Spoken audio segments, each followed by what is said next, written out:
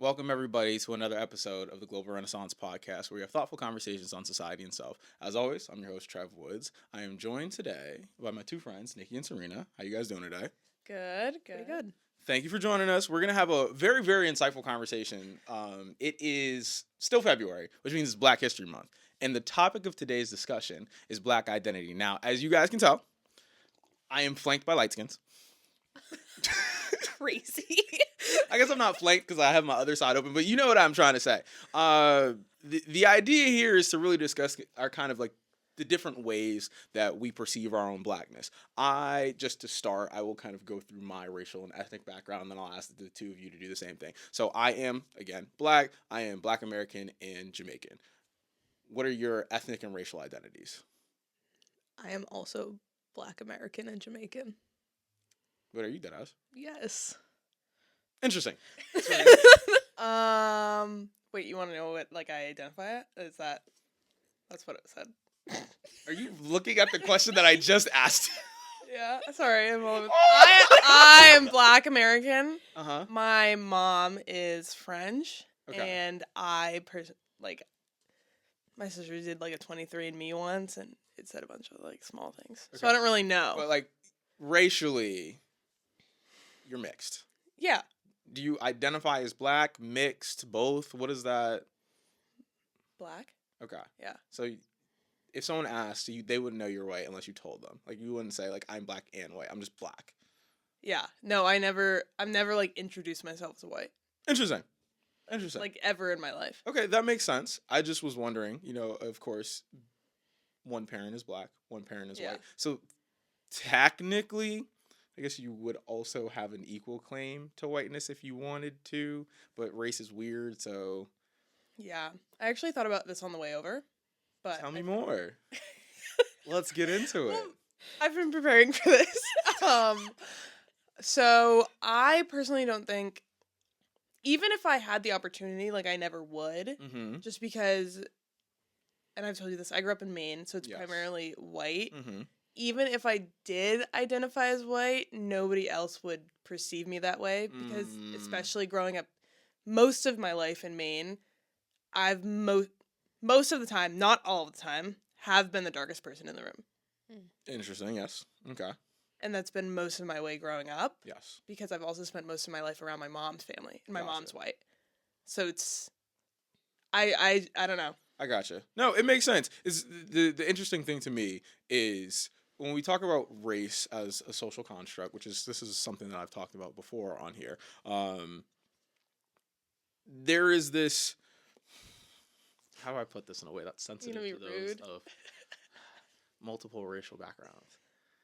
It's niggas out here who claiming blackness, who's got a single Black grandparent, but I'm Black though, and it comes from this one drop rule that used to define whiteness, right? So it was, if you had any Black ancestry, you are Black, and so white is this kind of exclusionary identity. So again, when you're thinking about you being mixed race, you have equal parts white heritage as you do Black heritage, but it wouldn't even really make sense on any level for you to say you're white. You know what I'm saying? So that is really what I was trying to get at, is this idea that regardless of your biological heritage, right, race has developed in such a way that even though you are equal parts Black and white, you strictly identify as Black, which I find to be... Yeah, but I also think it's something that's grown from when the first thing I thought of was Sinners, and what's her name? It's Josh Allen's wife. Haley Steinfeld? Haley Steinfeld, yes. It's bad that I know his name. Why? Isn't he more famous than her? No. Anyways. Yeah, NFL MVP, Yeah, and she's football is Haley Steinfeld. She's Haley Steinfeld, though. What does she do? She's I know she's an actress, but singer and what an is she actress. in though? Besides Sinners. Pitch Perfect. She's in Hawkeye. Well, I've never heard of that. The You don't know Hawkeye series. No. Marvel? Is this a TV The guy show with the or bow a and movie? arrow? Do you know? Have you seen any of the Marvel movies, like Captain I've seen a America? few. The Okay, guy with the bow and the arrow. guy with the bow and arrow. They made a spin-off series, and she is the next him. Oh yeah, no. And his name is Hawkeye. I haven't seen any of Okay. that. But so in the movie, you've seen it. Yeah, she's like a quadroon. Okay, yeah. So they apply the one drop rule to her, whereas Right. if anybody knew she was That's a white Black, woman. she would be hated in that time. But That if is- nobody knows she's white, so I also feel like that it's what also people perceive you as, I guess. I agree. So this is the idea of passing versus whatever your race is. I don't believe in the idea of being white passing. If you look white and everybody thinks you're white, to me you are white racially. Right now you can have a different conversation when you're talking about ethnically, right? But racially, your race is what you're perceived as. So if you are mixed, like half white, if you're 3/4 white, but people view you as a white person, you're just a white person, right? Like that to me is how I perceive it. I went on a whole rant about this maybe a year ago. Just go. I'll link the clip or something. I don't know. Self promo within my own pod. Roll it back. Here. But this is something that I feel strongly about because I see it on the internet a lot. It doesn't really happen in real life to me, but I see it on the internet a lot where you'll see like someone on the internet will get called out for saying nigger or something like that, and they'll be like, "Wait, I have a black grandparent." And it's like, I don't want to hear none of that shit. Like, I don't care. You're white. Fuck out of here. So anyway, that's that on passing. So I would like to dig a little bit more deep into the development of our black identity. So you have an interesting background, Nikki. Do you care to share a little bit more about that background? Sure. So I am adopted by 2 white people. So I was raised in a white household, but I am biologically black. So I guess my upbringing was very different than, I'm not going to say I guess. My upbringing was very different than the rest of my siblings. I don't know how to, I guess, like, my acknowledgement of my race was, like, pretty early on. I spent all my time with a bunch of cousins who look nothing like me, and my family doesn't, look like me, so that was pretty obvious for me to be like, okay, something happened here, I'm not quite sure what. And my mom would, get me a lot of books when I was younger about black people? about being black and how I might ally. how I might be perceived differently, which Just trying. were good and also a little questionable. There's more. We just didn't really get into that as a whole. The family conversations were not very good when it came to how I came to be. How I came to be is crazy. My actual doctor's records said I was white until 5 years ago when I got my own records, and I was like, oh, well, this is really awkward. Your birth certificate? My birth certificate doesn't, but my actual records from my pediatrician say I'm white. Technical difficulties. That's probably gonna happen again. Anyway, you were saying that your birth certificate or your medical record said you were Caucasian, Correct. which I'm not not. with that nose. Crazy. Why is that crazy? You have a black nose. What you want from me? But growing up, I always thought I was mixed because I was so light-skinned compared to... Weren't you also told that you were mixed? I was told that I was mixed. Now that one died. We have the 2 best angles. Just don't keep worry going. about Fuck it. I'm over it. Yes, I was told growing up that I was mixed by my entire white family. And then when I Conspiracy. turned 22, that's when I first went back to go see my biological family after a 10-year long gap period. They cleared up all of the issues of me not being mixed and there being some falsehoods in my family story, but it's fine. We're good. Did you have an identity crisis when you found out that you weren't mixed? Absolutely.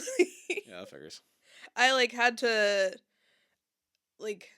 not relearn how to be myself, but I felt like I needed to do way more of a deep dive into who I was and what my actual history and background was, because I thought it was one thing and then it was thrown right out the door. Yeah. So And how did you go about this deep dive? I started with my family. I'm technically still in our deep dive. Okay, I am you're still in the middle of it. That's working right. through this process. This was only a couple years ago. And I've been moving slowly through the process. But Certainly don't know the Black classics, but that's neither here nor there. okay, we're working on it, mind you. Not hard enough. Okay, I don't have a lot of free time That's a good point. be doing all of these things. You need to make time. I'm working on it. During Black History Month, especially, my goodness, you're gonna let the white man work you to the bone so that you don't have time to know yourself, sister. Keep your third eye open. Not to look in the direct camera. I know. That's a clip. I can't wait for this. Two of us are embarrassed. Why are you embarrassed? Um, You don't have your kufi? You don't have your official Hotep card? She don't even know what a Hotep is. Oh, we must do the knowledge. Do you? Anyways, we were talking about your history. oh God, I think we're done with my history. Are we done with your history? I don't know. I think so. Okay, well, that's good. Well, it's not good that you were lied to. Terrible. That's actually pretty flagrant. It's okay. Is it? I mean, no. Not at all. It actually is really not okay. It's okay to say it's not okay. Yeah, we're still. Oh, are you upset because I've moved away from it now? It's just I feel like our mics are at different distances. Yours is good, but it was just I didn't want to have to go in and post and just what I'm saying, adjust the levels. That was gonna be too much work. That was a lot easier. Oh my goodness. Yeah, I mean, I feel like it's a lot of things that I've had to work on when it comes to okay, I was lied to for this many years of my life. How do I approach the next so many years of my life? But yeah, so it's definitely not okay, but I'm okay that it has happened and that it has passed, and now I just know the truth and can move on with that.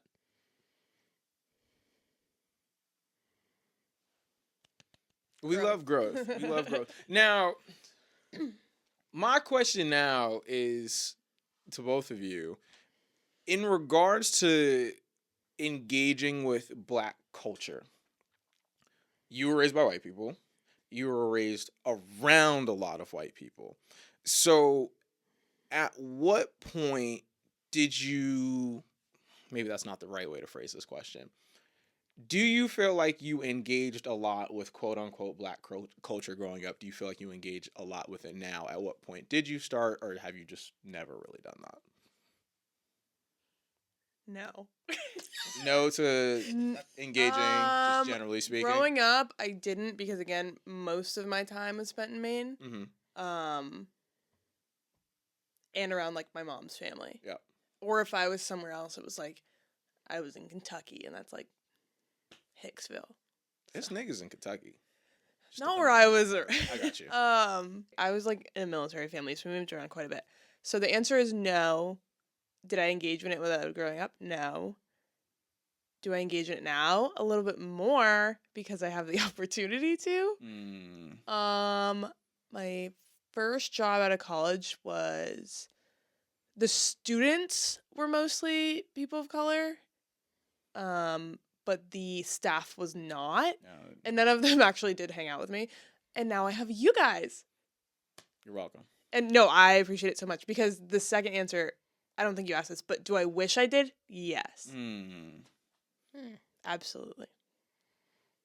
I feel like I kind of agree with what you're saying. It's growing up, I wasn't exposed to it, but I also didn't really have a lot of Black culture around. I grew up in a predominantly white town, and there were more Hispanic people than Black people in the town, and the Black people who did live there I did not see very often.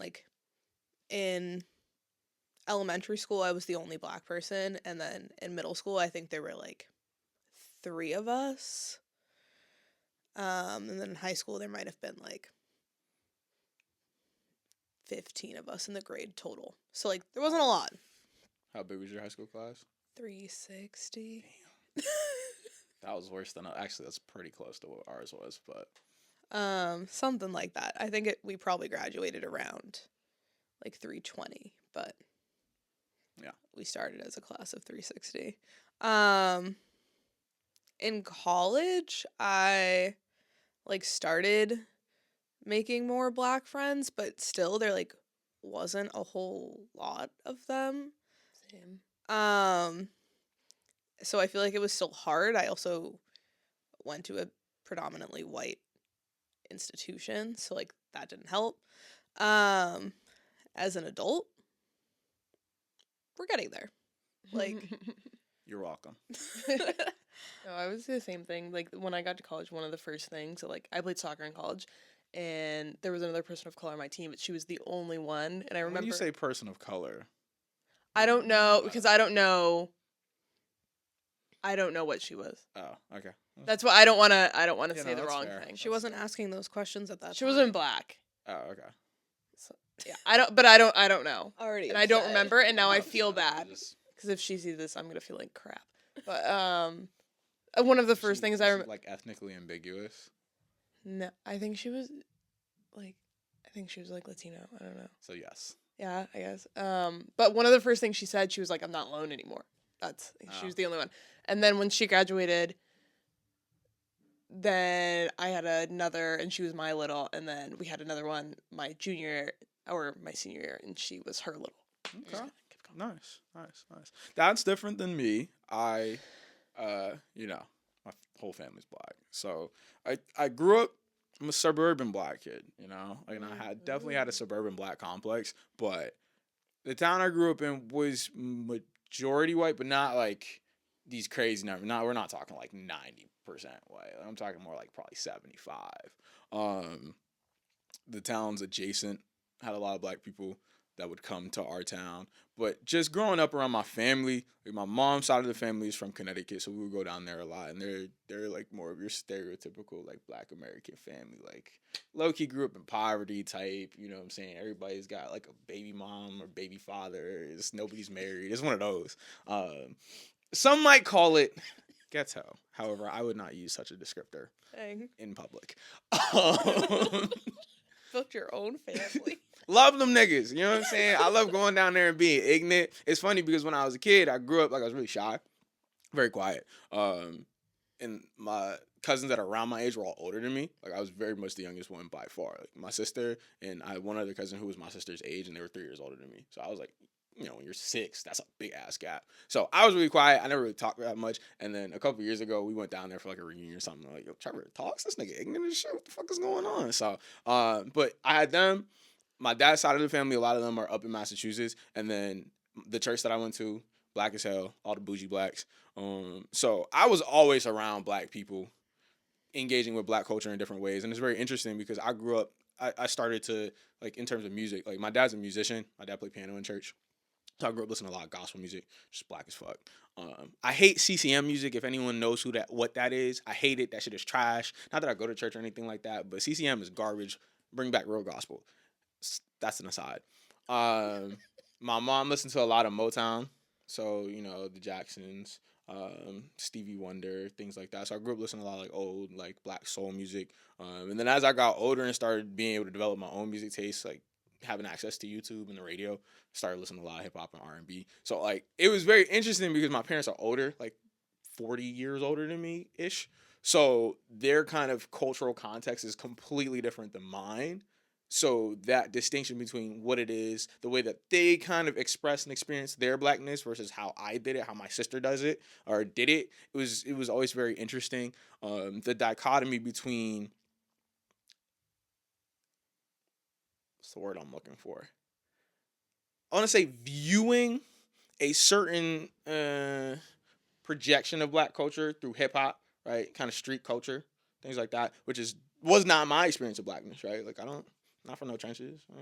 I ain't had to sell no drugs to get by. Like it was food on the table every night. We're good. You know what I'm saying? So just working through those different things was kind of my navigation through the kind of black identity and black culture and things like that. But I was always around various versions of it. Now, one thing I will say is that being around white people have a caricature of blackness that they will project onto you, especially when you don't fit that caricature. So again, like my dad's a physician.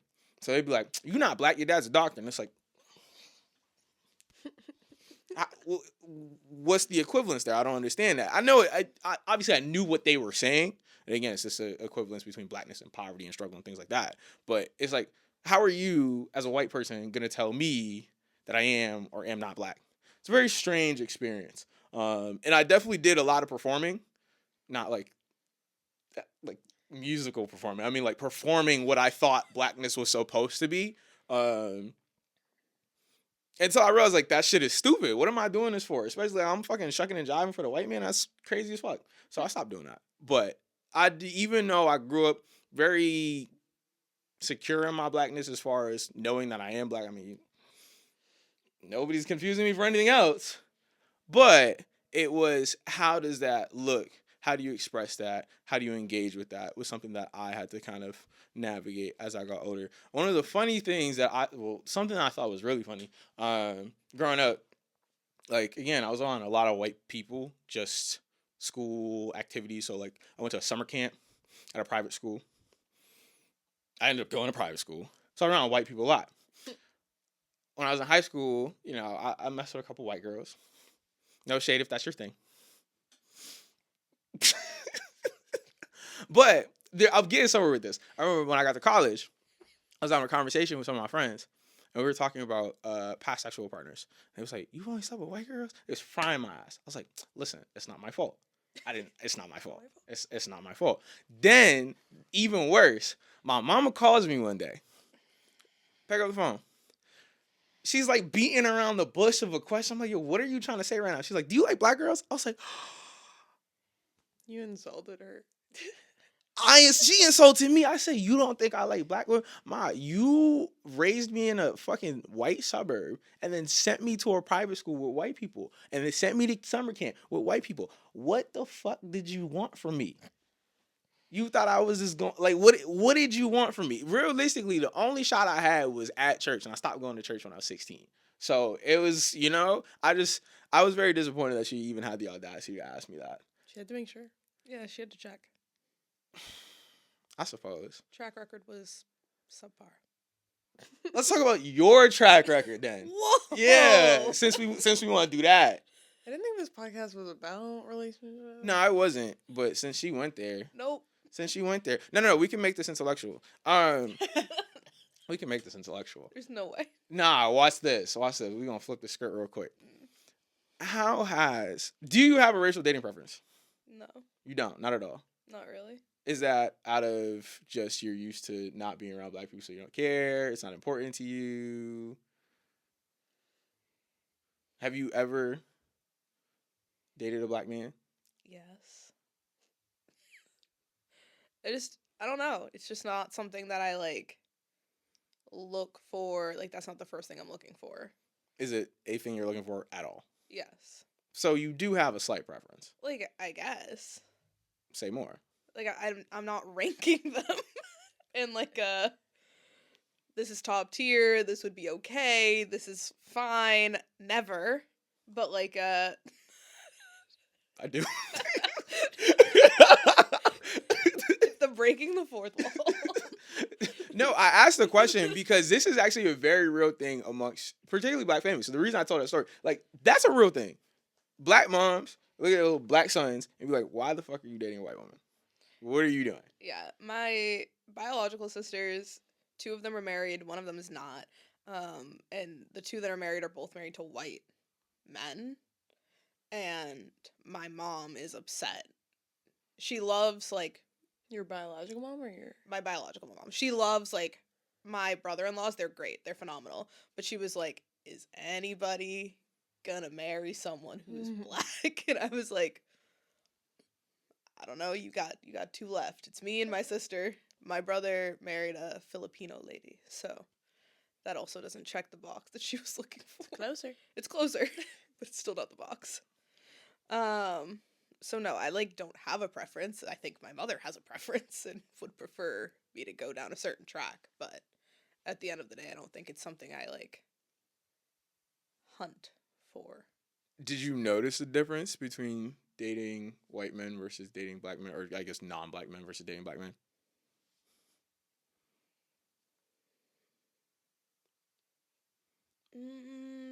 Because I will say, as somebody with a racial preference, it's a very clear difference to me.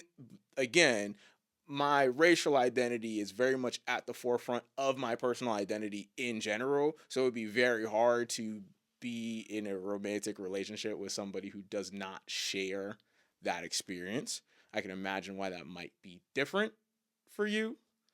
But I still ask, do you notice a difference? Like, in the actual relationship? Yeah. Not in terms of just general, like, how do they treat you, but in terms of thinking about how you're navigating the world through this racial lens. Is there a barrier there with a non-black person that isn't there with a black person? Is it not something that you are considering really at all, so it doesn't matter? That's kind of the line of questioning here. I don't know if I've thought of that. Like, yeah, probably. I feel like when dating someone who's white, it's like easier to get into certain doors than it is to get in when you're dating someone who's black.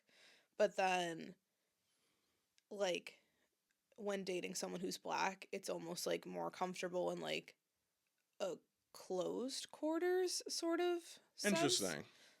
So, like, I feel more comfortable being, like, my authentic self when I'm dating someone who's black, whereas I feel like I have to put on, like, the show that I put on for everybody else when I'm dating someone who's white. And, like, eventually the wall will start to break down of, like, okay, you can see these pieces of me and so on and so forth, but, like, it comes down a lot faster with somebody who, like, understands those parts of the world a little bit easier.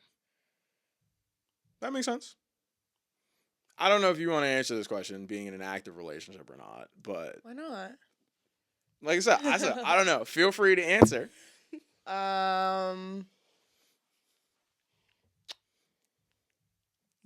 There is a difference. Yes, Okay. that's where I want to go. Being in a relationship with another black person. So there's only one other person that I tried to have that conversation, like, have you ever dated a black woman before? Like, blah, blah, blah. Ended in, like, the trenches. And it just felt like that conversation, like, had to happen. Right. But it didn't. And again, ended in trenches, but it never really felt like it, like, stuck with, like, my current relationship. I didn't really feel like I had to have that conversation. It was already, like, known. It's understood, doesn't have to be explained. Kind of like Nikki said, like, I feel like around, like, the previous people that I've, like, dated / interacted with, I didn't feel like I could, like, fully be myself. But in my current relationship, I'm just like, anything goes. Right. So yes, I do feel like there's a difference. Going back to the original question, do I have a dating preference? No, probably. I think it'd be easier, but as of right now, like, if I think you're attractive, you're attractive. Makes sense. Do you socially, let's take it kind of zoom out. Socially, do you have a preference? I think we kind of hit on that as we started talking about, like, kind of our interactions and engagement with black culture. It sounds like you guys have developed more black friendships as you've gotten into adulthood. Is that something where you are actively seeking that out, or is it something that's just happened and you've noticed how that's affected you socially, personally? All my friends I make by happenstance. Okay. Like, they're all very, I don't want to say, like, situational, because that means they're, like, temporary, and, like, that's not it, but, like,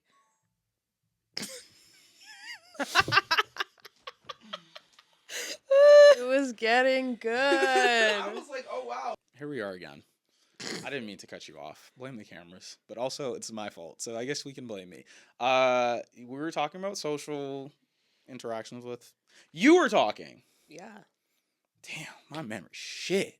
So your relationships are happenstance. Not situational, because it makes it sound like they're temporary. Yes. But in the sense that they happen in a more organic way. You're not necessarily seeking them out. I never seek out friendships because I, like, genuinely just don't have the time to be, like, outwardly looking for people. Like, a lot of people go to, like, bars and, like, mixers, and they're, like, looking for new friends. I don't have time for that. So, like, we all work together, and, like, I made an effort to, like, befriend you because A, we work together, and B, I wanted more friends in my work circle, but also you guys were cool. So, like, that was fine. I appreciate that. But, like, did I befriend everyone who started working this year? Absolutely not. No, I didn't. Fair. And, like, my other friends that I have are all, like, we went to high school together. We went to college together. We, like, did something. We've worked together in the past. So it's, like, I've never, like, reached out for friends. I think right now I have the most Black friends I've ever had in, like, probably my whole life. So that's a different space. Interesting. And are they all from work? Yeah. That's crazy. It's a similar situation with Nikki. Oh, wow.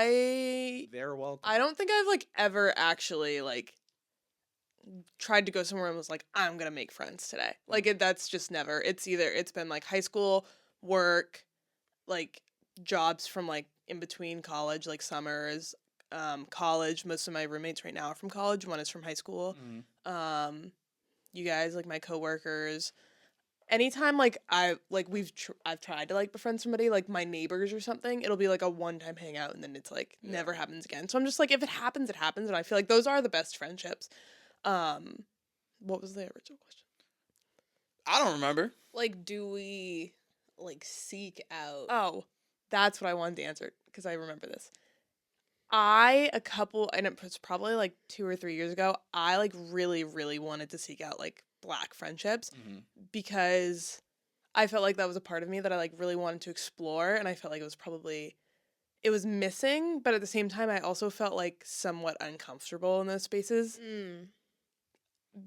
because I didn't feel like I fit in. And I don't know if it was because of like the way that I act or like I've told you, like I don't say like the N-word. Like Nigga! It coming out of my mouth like doesn't sound right. No. Do it. No. Do it. Do it. But like do it. let me Do it. Do it. Do it. Do it. Are you done? Nikki, would you like to do it? No, I'm good. But what I was gonna say is I like did actively want to like search those out. Yeah. Because I like wanted to like experience that and I wanted to like make friends that like understood. Not that my friends now they can only understand to a certain extent. They don't understand, and that's not a slight. It's just something that if you haven't experienced it, you can't understand it. It just is what it is. Yeah. But I do think I have the most like Black friends that I know. Thank you. You don't have to say you're welcome. But like even when I like on my dad's side, when we go to like family reunions, like it's like I'm sitting like in the corner with like my siblings. But on the other hand, which I like, and I'm like almost jealous of it, like my little brother, he turns 18 in February. Happy birthday. Little bro. He like thrives in those spaces. And I don't know, like he has more Black friends in high school than I do like now. Are there more Black kids at his high school now than there were when you were there?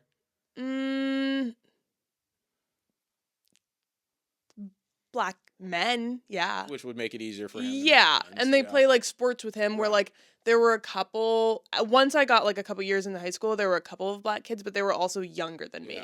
So it's like they weren't like my besties. Yeah, they weren't in your. So like my little brother, like he like listens to like rap and like he's a Drake fan. Oh, sorry. So when Kendrick did the whole thing, he was like, he got his ass whooped. I'm sorry, but I'm not. That's a choice.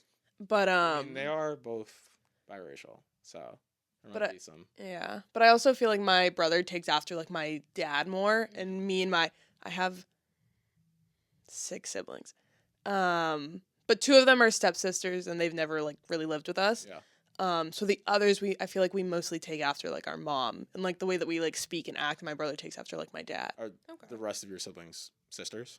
Yes. That makes sense. Yeah. 2 are older than me, and 1 is younger than me. That checks out. Yeah. Very interesting. Very interesting. Yeah. All my friends are Black for the most part. Like I have white friends, but they're from high school, and I don't really talk to them very much. In the same way.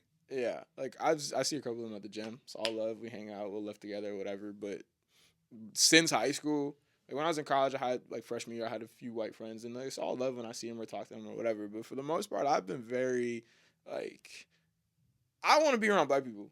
Just Is quite that like a frankly. conscious decision? Yeah, no, you 100%, make? 100%. Okay. I went on a rant about this at the beginning of the year, and some people didn't necessarily agree with it. Not that I care, but I was just like, yo, I quite frankly, There was a time and a place for this conversation, and it wasn't in the faculty cafeteria. I don't have think that much. It's a lot of drama. I don't have very much in common with white people in the sense that, again, as I spoke about my black identity being at the forefront of my identity as a person, me and a white person ain't never gonna have that commonality. So when it comes to just experiencing the world, kind of your socio-political standpoint, the cultural stuff that I've been to, like white people can enjoy hip hop, but you're not gonna feel it the same way I feel it. You know what I'm saying? Like, it's just everything about me centers around my black identity. So when I'm looking at building friendships, I would like friendships where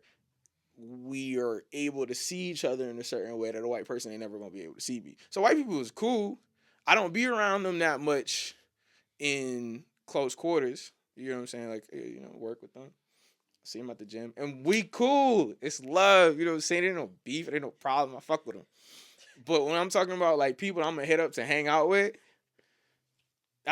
there might be one or two white people on that list that I've known for 10 plus years now. You know what I'm saying? And I've molded properly. The funny thing is, actually, I'm going to save that for another day. But again, for me, I am very intentional about wanting to be around black people. That's just, I'm black.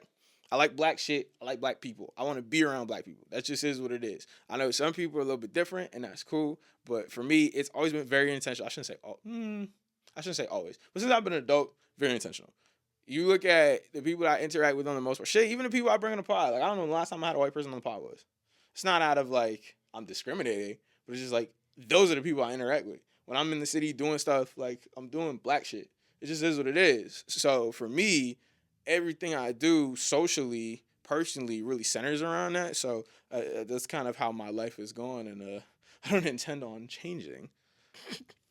And that's fair. Right. I do think I agree with you, and like there are some situations where like trying to hang out with other black people, it like is almost uncomfortable Because you don't perform blackness in the same way? Well, there's just like I always feel like there's like a stigma, especially since like I did grow up thinking I was mixed, and like I was never black enough for the black kids, and I was never white enough for the white kids. So like I agree. I would just be there. Yeah. And we'd like what's the book? The one where the like black guy gets basically executed. To Kill a Mockingbird. And they like talk about how like mixed kids are basically like the end of the world. Like nobody wants them, and that was like growing up. It was like you couldn't go on either side, and it was very much like a we don't really want you. You don't like know what we know. We don't do the same things. We're like very different. Like I grew up cheering and in gymnastics. Like Those are not black sports. those are not black sports. Yeah. Gymnastics more so than cheer. Like cheer is a very like expensive sport to be in. So like it's more common for black people to be in cheer now than it was when I had started. Back in the day. Okay. But I feel like there were always like conversations about like hair that I didn't feel like I could participate in, or like like family dynamics that I didn't feel like I could participate in because I just didn't have the same story that they did. So I couldn't like fit into that dialogue. I understand. I agree. I mean, like, one of my first memories of going down, my dad is from Arkansas, and one of my first experiences going down there, one of my cousins was like, "Why are you talking like that?" You I'm talk like a white "You're girl. the one with the country accent." Mm-hmm. You was in the country though, so that's normal. No, but she like said something about like the way that I talk, and I was like, I don't know. New England? Yeah. I don't know. Man. Maine. Does That's Maine really, have their like, own? I don't know. way it's of like speaking? it's kind of like a Boston accent, but like I don't, Canadian. because it depends though. Because again, Boston meets Canada. my Maine. in between. my people ask me all the time where the fuck I'm from based on how I talk because my accent is like fake. It It's is. like an amalgamation of like a bunch of different shit that I've heard over the years. But even if we're just talking about like Boston accents, quote unquote, like the way black people from Boston talk is very different than the way white people from Boston. Like white people don't say on dogs. Like they don't say that. You know what I'm saying? So there is a difference. But I also feel you though because as an articulate young black man, you know what I'm saying? I definitely got the you talk white accusations, but I'm like the thing is I just sprinkle in like big words with how I talk normally. And niggas like, what the fuck does that mean? I'm like, open a book. I don't know. I don't even read. That's the crazy part. Shout out to Fletch. But anyway, I do think that I hear what you're saying in the sense that when this is what I was talking about performing blackness, there is a certain way that I almost use the term mainstream blacks a lot. And it's, if you don't know what I'm saying, it sounds weird, but there is kind of a mainstream black culture that when people think of a black person, they expect you to behave in a certain way. They expect you to have certain cultural contexts and experiences. And if you don't have that, it is difficult for you to kind of make inroads on that surface level stuff. Like, for example, I used to say all the time, I don't trust black people who don't say nigga. I'm like, because why not? Like, what you got going on? Because if you don't say it, it's either you never said it or you're gonna judge me for saying it, and I can't rock with either though. Now that is something I used to say. I don't necessarily say it anymore though. But there are things like black men that don't watch basketball. What do you mean? That's crazy. But also, I don't know how I'm gonna have a conversation with anybody if they don't know nothing about basketball. Like I just speak in basketball terms. It just is what it is. So there's certain stuff. I like black people don't know nothing about no hip hop or R&B. Like what are we gonna have a conversation about? Like those are, to me, like when I think of like black people, these are just staples of modern black culture. So if you have no experience or familiarity with them, then again, the easy stuff that you would anticipate being able to have a conversation with someone about, you're not going to be able to have a conversation with someone about. Same way that if you're with someone in your age range, you would expect them to have a certain understanding of pop culture in the same way you do. So you might be talking about Game of Thrones, and I say, well, I don't know shit about Game of Thrones. You're going to be like, what the fuck? It's the same kind of thing, just racialized. Okay. I know that. Anyway. Oh. No, go ahead.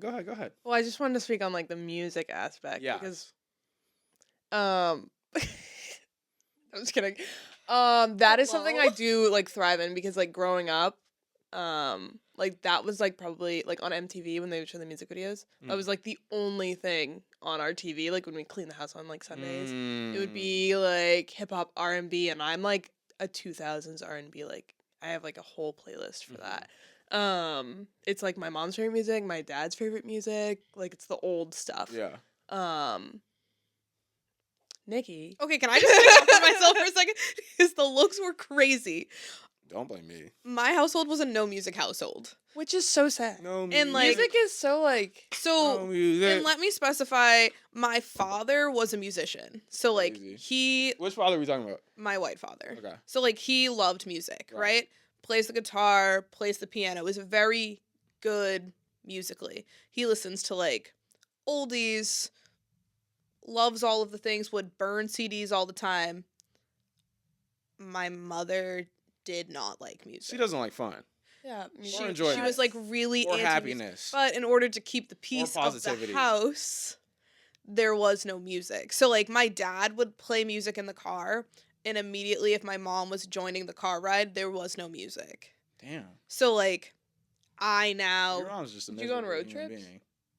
we drove so many places. In Without silence? music? Yeah. Your mom's a miserable human being. Can't say that. Yes, I can. Do you disagree? No. All right. I don't. My bad. But that's fine. No, so it's like I get judged a lot because I'm not like musically inclined, but I feel like there were two like hard hits. Like I grew up in the white household and The White Household. the white household without That's- music. Yeah. Okay. Now I feel bad. Like, No. I mean, you don't have to feel I don't feel feel bad. bad. It just like sucks because I'm so far behind. Like, my biological siblings are always like, "You don't know this song," and I'm like, "No." I'm pretty sure probably the first month I knew you, it was like I said that probably like every day. It was very pointy. But you know some of them. We went to karaoke and you were like, Right. I know some things, and I like have listened to a lot of music on my own. I listened to the. She still likes Taylor Swift though, so like if we're really at the long and short of it, like you rock with Taylor like- Swift, I like and that's a problem. I like Taylor Swift. That's a problem. I just We don't fuck with Taylor Swift on this side. who. But who like is we? how else? Me am and I my supposed- niggas, But like we why? all hate Taylor Swift. Okay, why? Do we have time for this? I don't know. Let's see, what time is it? 6:55. I'll just go extend the shit after this. Why do I hate Taylor Swift? Why? Basically, long story short, because I don't have time to get into all of this, she is the epitome of white mediocrity. Taylor Swift, we had this conversation. This is what led to me listening to that weak-ass album. I didn't listen to the whole thing. So I just feel like I didn't ask you to listen That's to that true. album. I'm just Someone saying. else I'm did. just saying. This was where this conversation happened. Taylor Swift to me is the epitome of white mediocrity. Taylor Swift is not an elite vocalist at all in any capacity. She can't dance. She's not a good performer. Apparently her lyrics are good. I don't listen to that shit. So what the fuck do I know? But So I feel like that's the difference, though. Is like some people listen to music. Like she doesn't. Not every musician has to be the best lyricist, and Beyonce or Adele. but you get what I'm saying when I you're do. when you're comparing her, and this is my same issue with Drake. This is the same issue I have with Drake. When you're comparing Taylor Swift to her peers, Taylor Swift, Who are the peers? Beyonce, Weeknd, Adele, Drake ends up being up there, unfortunately. Like when you're talking about the top of the music industry, Mm-hmm. all of them are vastly more talented than she is. Vastly. I mean, it's not close. It's not close at all. Why is Taylor Swift so popular? Because her music's relatable to mediocre white women. And then she got the victim card to play. Now, listen. I'm not saying that every person who likes Taylor Swift's music is a mediocre white woman. But That's what I heard. it's the same. It's the same reason why Eminem is the highest selling hip hop artist of all time. Is he the best hip hop artist of all time? No, but he's a white man, so the predominantly white audience gravitates towards that. It's no longer a meritocracy, and not that anything's really a meritocracy. But my point is, you have somebody who's propped up as the standard, who, when you go in terms of actual ability compared to her peers who are typically black, doesn't hold a candle. That's my issue with Taylor Swift. And then she's also kind of got this perpetual teenager vibe going on when she's damn near 40. You're a billionaire. I don't really fuck with billionaires. Yes, that includes Beyonce and Jay-Z. You know what I'm saying? Like, it's just everything to me that Taylor Swift represents is just a hot no. Like, that's a firm no. Can't do it. Don't like it. What do you not mean she interested. she like is on this teenage vibe? She like went through a whole shift in the music. Maybe. How would you know? But in the way that she projects, it's this constant victimization. Like it's the white woman thing. I can't do it. Now, I don't really listen to music by white women at all. Shout out to Maeda. Shout out to Adele. I do a little bit, but not a lot. So again, I do have to acknowledge my bias when it comes to this conversation. I feel like he should have to listen to one Taylor Swift album. There's not a chance in hell that I will ever do that. Not a chance in hell. You got a better chance of resurrecting Martin Luther King from the fucking dead. I will never. Whoa. And with that being said, we're going to save the rest of this for a part 2. Thanks everybody for joining us on this episode. This has been so pleasant. We're done? It's like 7 o'clock. Nikki, Serena, thanks for joining us. Do you want to plug your socials? I don't know if you guys do that or not, so you don't have to. Serena SP8 on Instagram. Shout out to SPA8. Mine is _ Nikki Saige. Wonderful. Y'all know where to find me. _ Chuck Woods on all platforms. I am back on TikTok. Fuck TikTok though. Fuck Elon Musk. Fuck ICE. Fuck Mark Zuckerberg. Fuck Donald Trump. Feel me? The podcast is at the Global Renaissance Pod on all platforms. And that Attorney General, whatever her name is. Pam Bondi, fuck her too. Fuck Kristi Noem. I've been seeing way Fuck too all much of them. about her. Fuck all of them. Answer a question. Anyway, thanks for joining. Thanks for joining me. Thank you guys for tuning in. I'll catch y'all on the next one.